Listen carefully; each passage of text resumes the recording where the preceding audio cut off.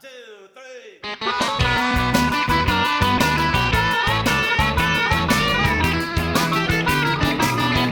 Let's go.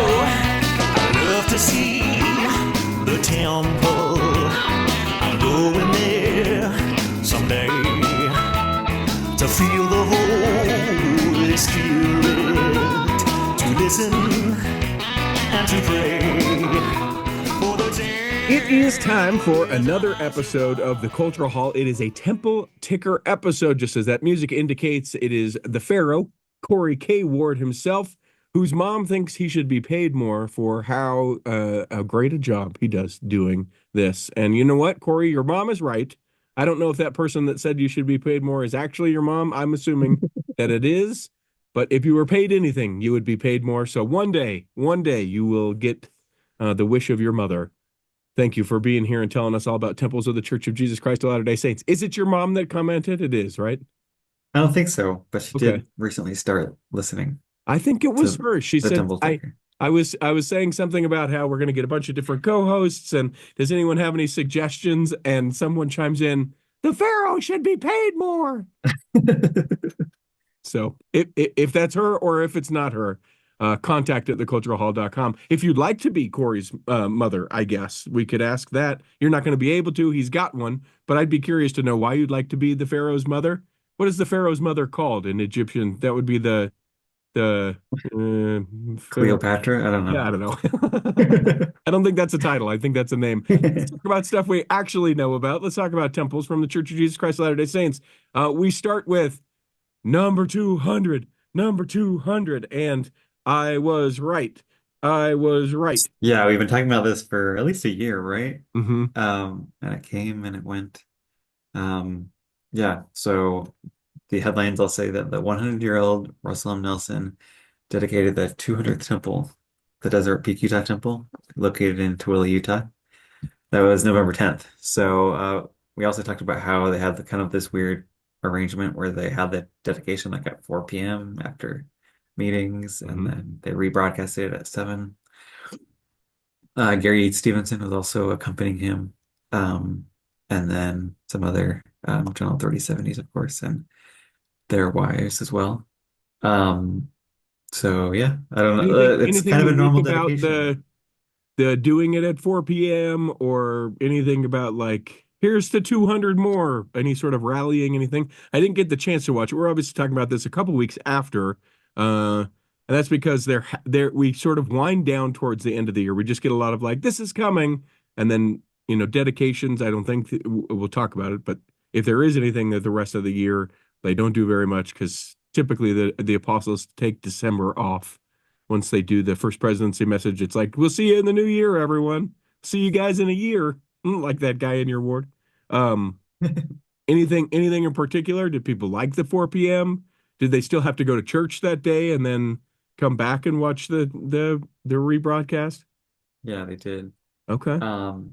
This happened the same when President Nelson rededicated the Manti Temple. It was kind of in an afternoon. All the other dedications are being scheduled for 10 a.m. So is it that a 100-year-old is a little slow moving, can't get there at 10 a.m.? So we're going to, just in case something happens, we're going to schedule for 4 p.m. I don't know. But he still seems pretty active. Like the church has had some visitors come from like some ambassadors and stuff. And he's still there at those meetings looking pretty chipper. So, yeah. Something just dawns on me, and I don't know why. I guess I know why we don't do this, but I would wish that with technology or something that we could do this a little bit different. I would love to be able to get the broadcasts to my house. Like if I'm a temple recommend holding person, and like maybe I care a lot about the Deseret Peak Temple because I used to live in the Tooele Valley or something like that.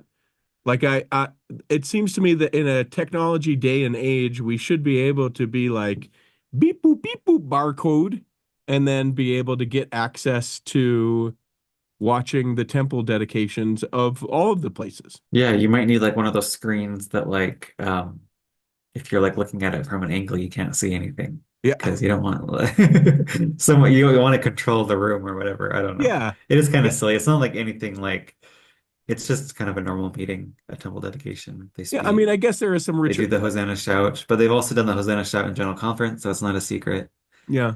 Yeah. Yeah. Symbolic, obviously, in the nature of everyone being there, right? They want to make sure that it's symbolic that people can be able to be there. But I would love to be able to, or we know that they probably record them, if for nothing else, but for historical purposes, but like having a YouTube of temple dedications. I'd do that on a family home evening if I just wasn't feeling putting together a lesson or something like that. Let's watch the dedication of the Deseret Peak Temple. Boom. And then play it and be able to talk about it and participate if just I don't know. It surprises me that we don't take advantage of some of that stuff because to your point, I don't think that people are going to be like, we got to see it. Everybody check this out on YouTube. I uploaded my, whatever version of this. It seems it would be more benefit if it's like, hey, if you guys want to watch this, the Cleveland, Ohio temple is being dedicated this Sunday. Plug in and you should be able to watch. And it needs to be like password guarded a little bit or something. So it's not just a free for all, but why not for everyone? No mention of Moroni's at the temple dedication.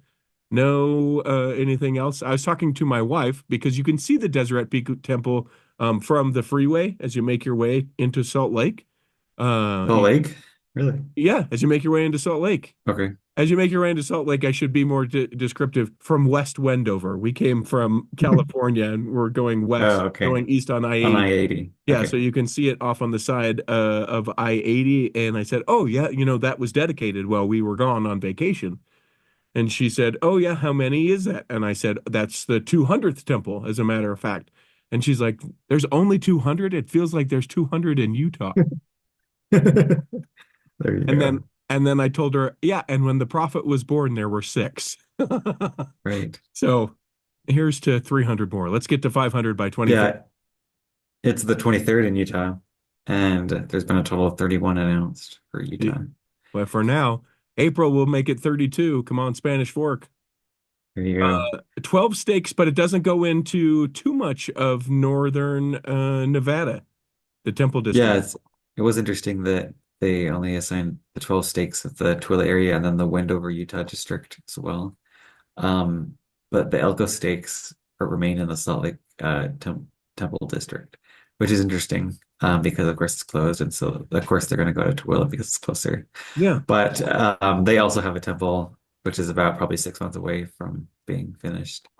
So that's probably why they're just like they don't want to have to reassign them when they dedicate the temple. So Is that a big thing? Do you know about how that works? Like how is it to me it seems like it would be like log in, draw the circle of the area that you want to be, or like there's that little thing and be like now Tooele, now Elko.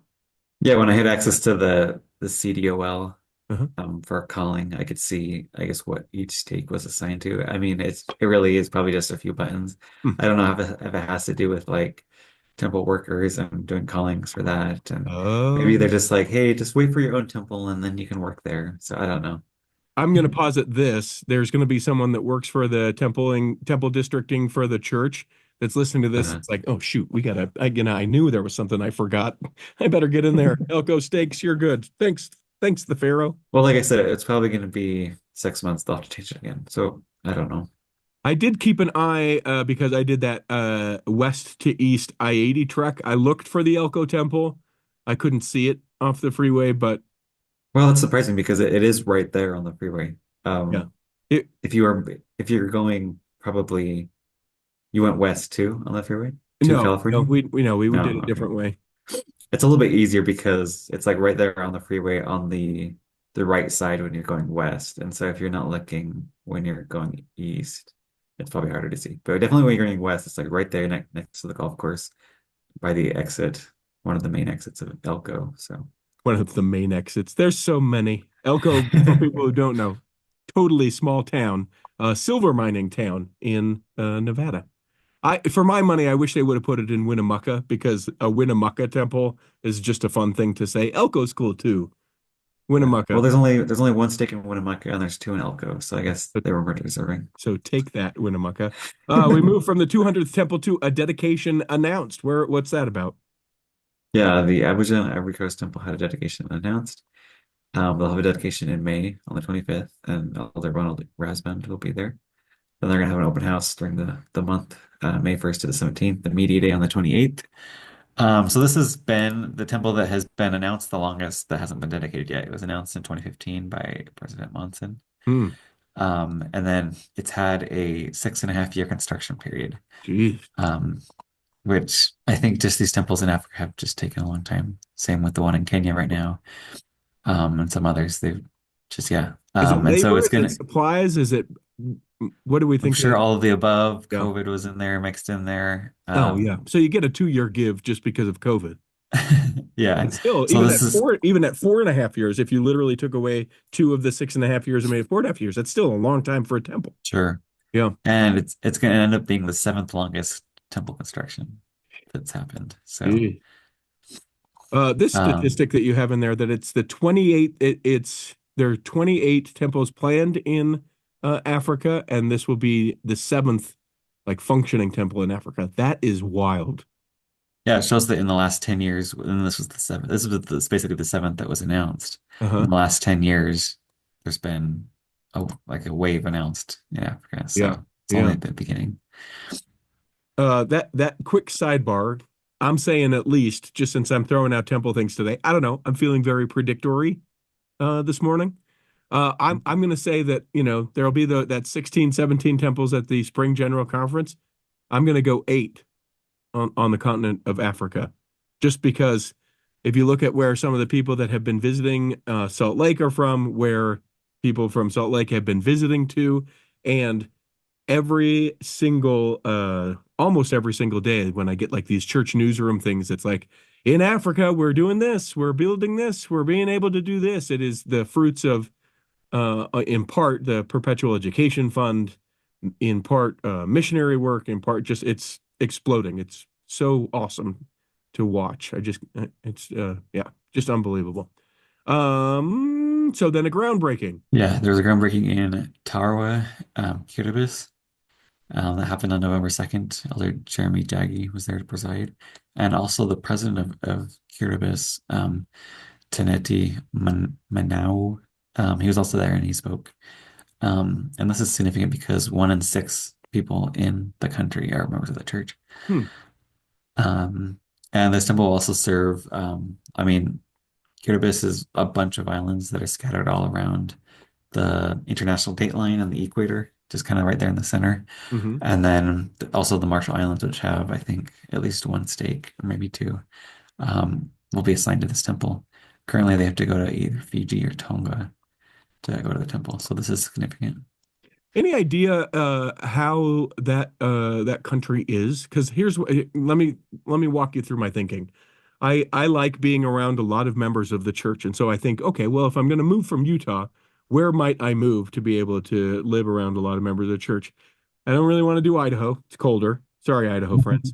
I Mhm. could do Cardston, Alberta, right? I could go way north. I could go That's to pretty cold, though. yeah, yeah, yeah. So pass. I could go to Arizona. It's a little bit warmer, but it's Arizona, so also pass. There's some of those colonies down in Mexico, a lot of Mormon folks down there. But, am I going to be able to come back? Well, I don't know what relations with, the United States and Mexico will be like for the next little while. So I'm looking for a place. If I can be 1 of 6 in an island, if it's fairly nice and safe and all of the things, maybe we're going to Kiribati. Yeah, safe is interesting because they also are experiencing it's the main island is a very thin, like it's kind of like the Florida Keys where there's just like a bunch of a thin island connected by a road. And they've talked for a long time that this country might be the first country that disappears because of sea rise change. Mm, The mm, the te- the country could be swallowed up by the sea because it's just so shallow, and when a storm comes by, they're always getting flooded. mm.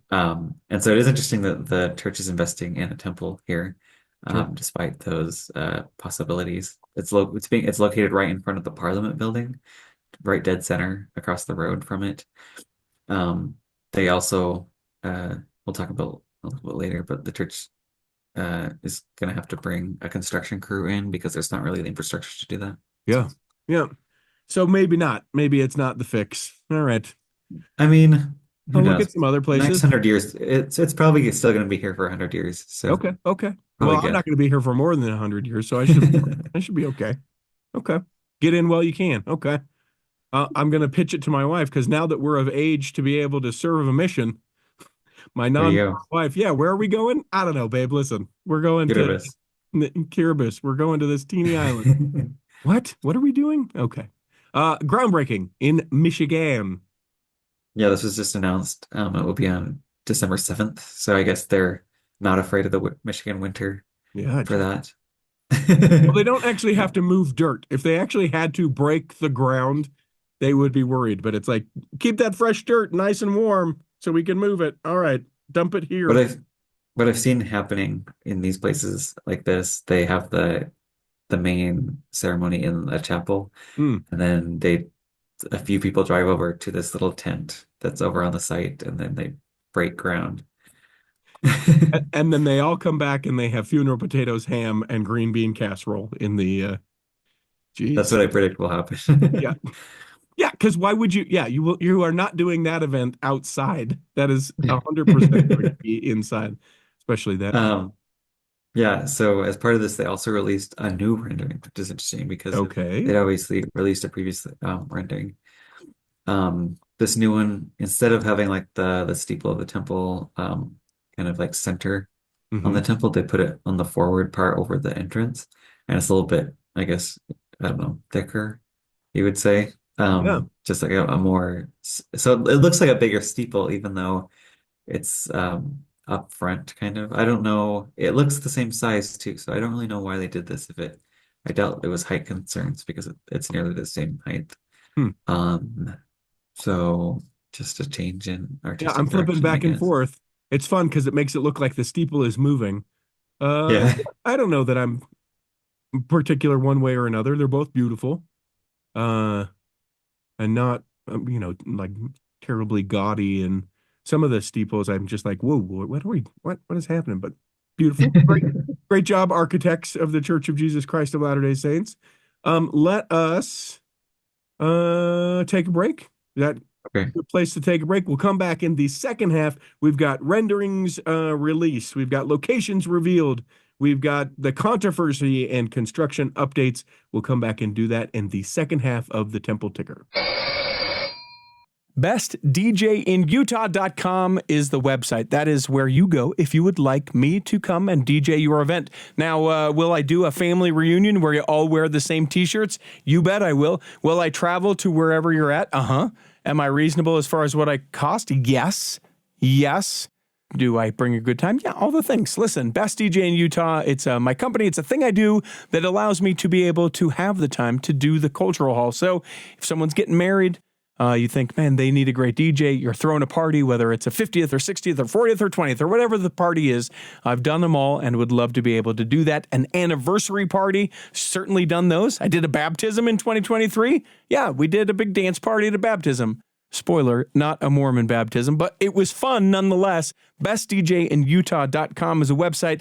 I will get back to you within 24 hours with a quote. Come on now. BestDJinUtah.com. Imagine running a small business today. It's challenging. Imaging and internet presence is an absolute must. Even with that, you're still a small star in a bright cyber universe. Now, imagine you have someone who understands how to get your site designed for your talents and then easily searched by potential clients. Imagine Lennon Design. Whether it's strictly a website or a whole package of logo creation, advertising media, and promotional materials, Lennon Design is your partner in business. They'll test the boundaries of their imagination to create something unique for you. When you need creative, affordable design, let it be Lennon Design. Call 801-699-3022 or visit lennondesign.com.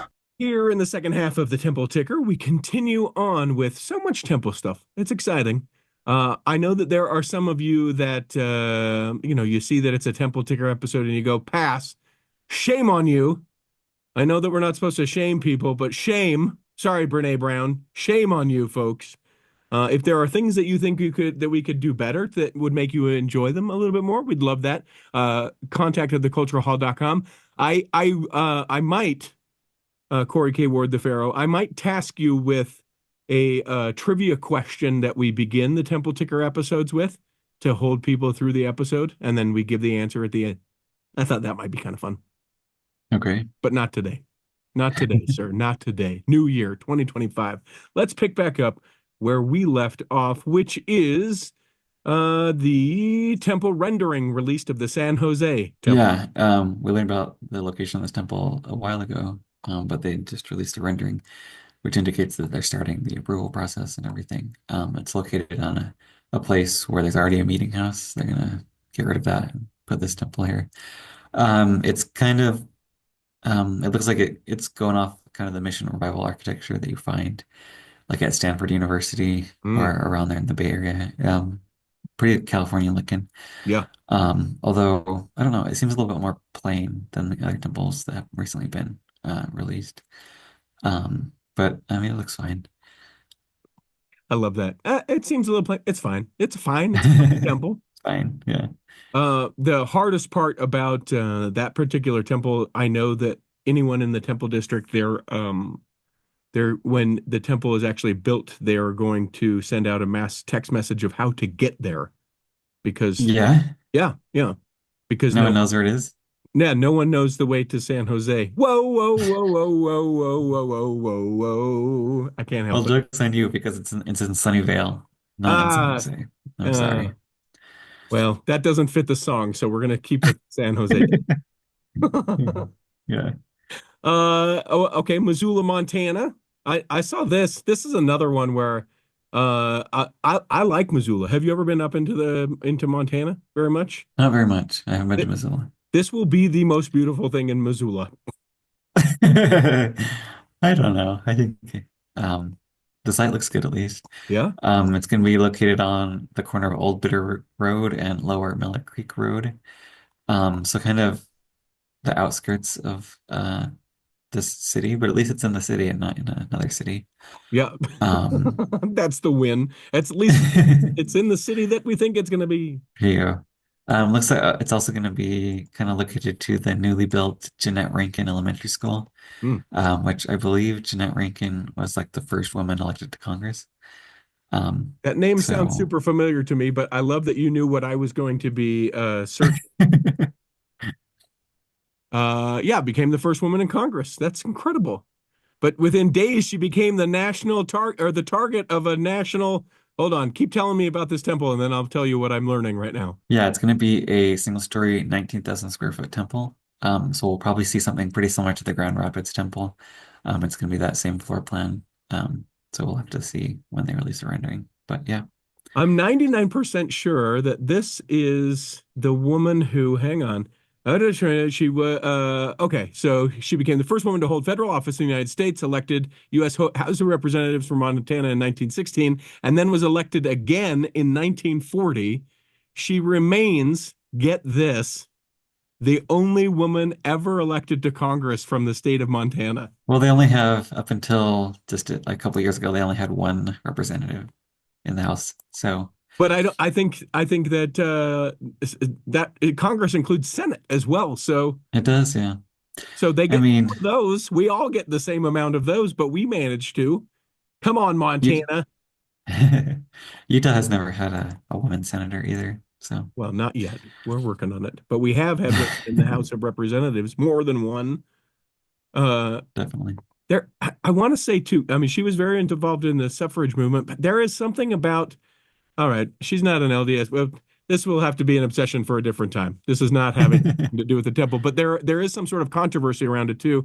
I can't remember if it's that something like with her spouse that she ran against her spouse, or maybe I'm conflating that with somebody else You're talking about the first state senator from female that was Utah. elected in Utah. Yeah, but there is something with Jeanette Rankin. Anyway, Okay. congratulations, Montana, getting the temple. Is it going to be like the Helena Montana temple? A mod? No, No? it's going to be twice as big, and unless I'm pretty sure it's not going to be module, Okay. because all the module ones have just been the square 10,000 square foot design, which Hmm. we'll talk about at the end of the show. So Colorado Springs, I saw a big news article about this. A guy, I think it's the stake president who wrote an editorial who's like, "We hope you'll come and check this out. It's a great blessing to the folks of Colorado Springs." Yeah, and if you were listening a year or so ago when this temple was announced, I said that this is probably the site of the temple. It's on the corner of Flying Horse Club Drive and Barrosa Valley Road. It's kind of in the northern part of Colorado Springs, which is kind of surprising because the temple in Denver is like the southern part. Hmm. So it's not like, I mean, it's still like probably like an hour away, but it's just interesting that it's located on the northern side of the city. And what's interesting about it, that it's going to be um, a single story, 45,000 square foot temple, Hmm. which I was thinking like maybe it would be something like the Pueblo, Mexico temple, which is kind of a flat, long design, but that's only like 30,000 square foot. Hmm. The rest of the other 45,000 square foot temples we've seen are like um, the one that they're proposing in Fairview or the one in Burley, Hmm. which are 2 stories. Um, so I'm kind of surprised that this one's a single story. I don't know if it's going to look super flat and I just have a steeple, so it's going to be interesting. So this is a new floor plan, I think. Do we think that this is in response to all of the controversy, which we'll talk about, that now they're like, listen, guys, we can't afford to continue to do it this way. Let's come up with a nice, big, flatter, shorter kind of thing that can get through approval of that a lot easier? Do we think it's a reaction to that, or do we think the church? It could be that the zoning in this area, it's called the Northgate area. It's kind of a newer kind of mountain club community. So I wouldn't be surprised if there's like some restrictions already there Yeah. that Yeah. the church doesn't think that they can get around that easy. I So also like how you subtly beat your chest about being right a year ago, but you just gotta let it ride. You're like, yeah, uh, some people may listen to us and be like, those guys don't know. We know. I don't know how we know. I do know how we know, but we know. So you should listen and then tell people, hey, I listened to this thing, and that's where it's going to be most likely because this and this and this. And then they'll be like, what? How do you know that? Well, we know. That's how we know because we know. Let's go now to the Burley, Idaho temple leaders announced. Okay. yeah, so the temple matron and president of this temple were announced. They will be Paul Kenji Tatikoka and Nadine Lanny Tsutai Saito Takatoa. Something.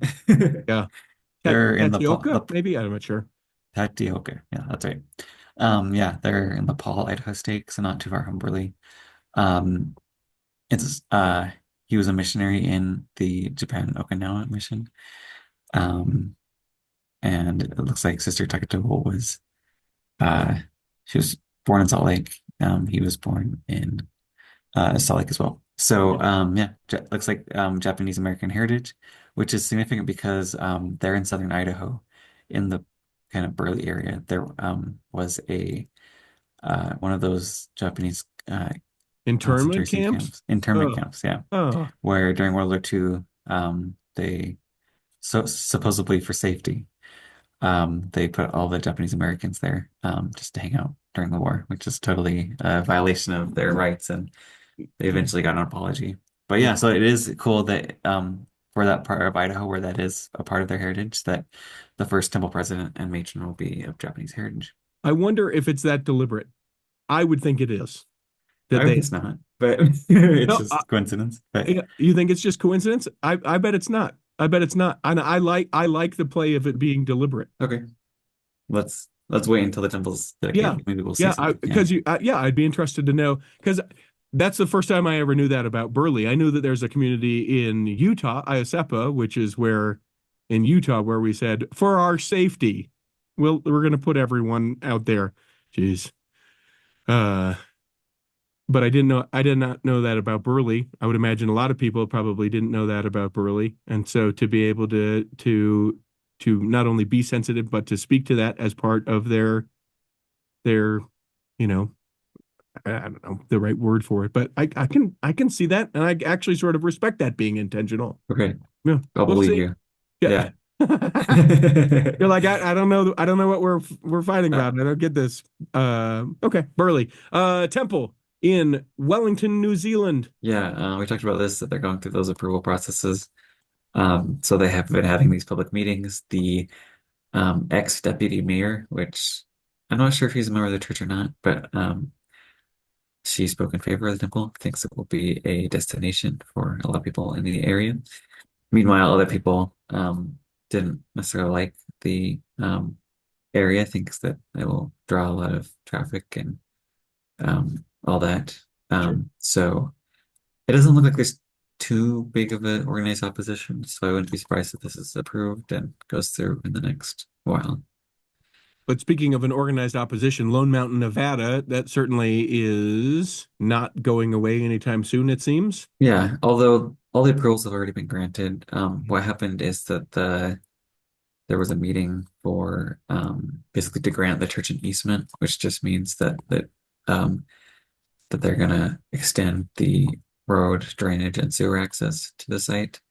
So the temple had already been approved, and so they just did this kind of other vote to kind of finalize the process. But the neighbors in that group, the Nevada Rural Preservation Alliance, they were surprised that they were not told that this was happening, so they come and protest, I guess.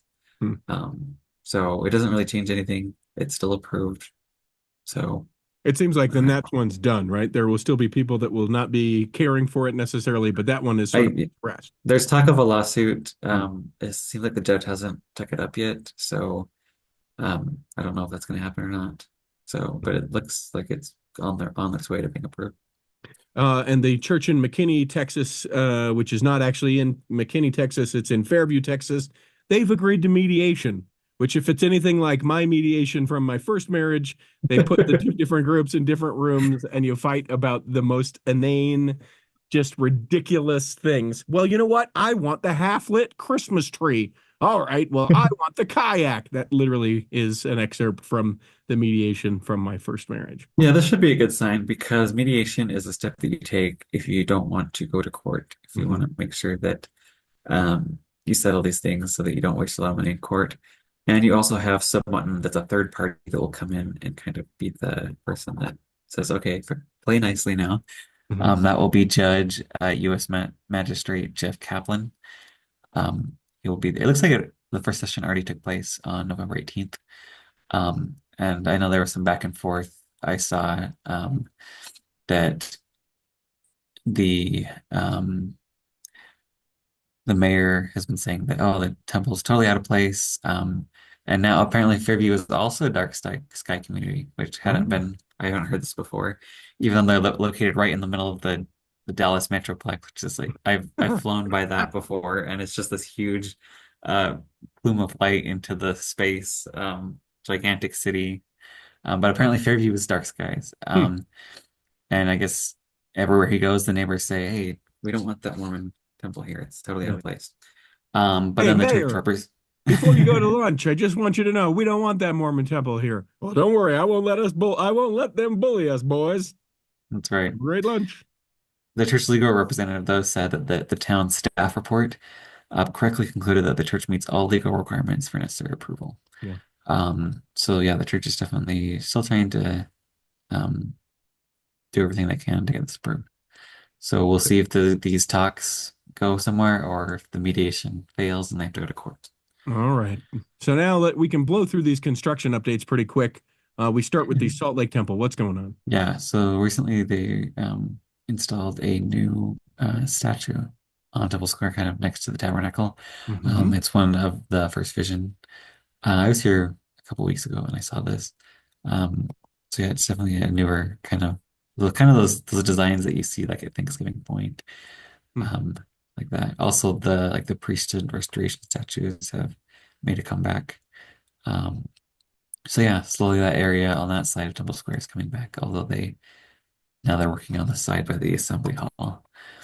So yeah, we probably have at least another year or two. 2026, right? So we're at least 14 months out. Yeah, at least that's when the temple will be finished, not necessarily when the open house will happen. So yeah, we'll see. Yeah.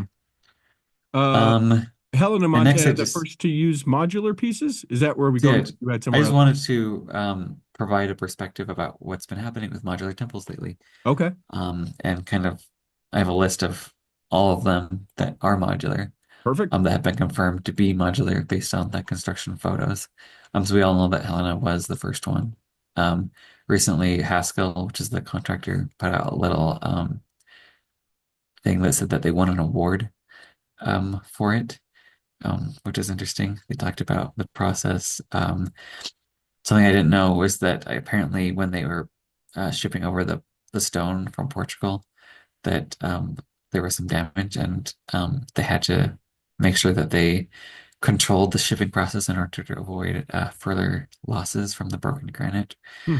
So they said that they expedited that by about 4 weeks for Jeez. those shipments. So yeah, this is just them bragging, like, look how great we are. Like we definitely can be your contractor. We do such a good job. A major prize. We won. A major prize. What does that say? Fragile? I think that's fragile. There you go. Then So the next couple Montana these first. next one was Casper, Okay. which is going to be dedicated probably by the time that you are listening to this. We'll talk about that later. And then Cody, Wyoming happened. We all know that saga. They're working on the foundation right now, and the modules are all sitting there waiting to be installed. So there's kind of after that, there's kind of a pause in shipments. But when the Cleveland, Ohio temple was announced or had a groundbreaking, it was also apparent that they had those the used modules as well. But something from those pictures, we saw that unlike the other temples previously, that the modulars were just kind of like plain interior, just like the walls. Whereas the ones previously like had all like the finishing and the wallpaper and the cabinets and everything installed already. So that leads me to believe that either they decided that they couldn't transport the modules with those with the furniture already in them, basically. Sure. Because might get damaged on the way. So it looks like that they're kind of doing these modules more simple, just kind of the basic wall, and then they'll add everything when they get there. I also heard from the grapevine that possibly that company Blocks in Alabama, maybe they're not doing it anymore. The modules don't have that. They don't say Blocks anymore on them. So there could be a different company that has kind of persuaded the church to use them instead. Yeah, Zwick. Zwick said, we got it. Come on. And then so recently these modulars have left the United States, and they have been installed in the San Luis Potosi, Mexico temple as well. So that's the first temple outside the United States to have these modules as well. And then just recently we got pictures of the temple in Vanuatu. A temple that everyone knows how to pronounce only because of Survivor. TV show Survivor. Otherwise, Survivor we would all go, yeah, Savannah. It's an island, that kind of thing. Yeah, this is the first time that apparently these modules have traveled overseas to be installed. And then right now, the Wichita, Kansas temple is progressing. It looks like these modules will also arrive. The foundation looks like they're getting ready for that. And then finally, the one that we talked about in Kiribati in Tarawa. I already talked about how about 6 months ago, one of the church project managers said in a podcast that, yeah, we're going to have to bring over a construction crew. We're going to have to bring over modules. And because they don't even have a crane in this country, we're going to have to bring over a crane to install the modules. Jeez. So, yeah, there's been a total of now 8 temples that are confirmed to be using this modular design. So if you've been wondering what has been happening to the modular temples and which temples are using it, yeah, this is the update. If you know anyone that is going to be working on the Kiribati temple, contact at theculturalhall.com.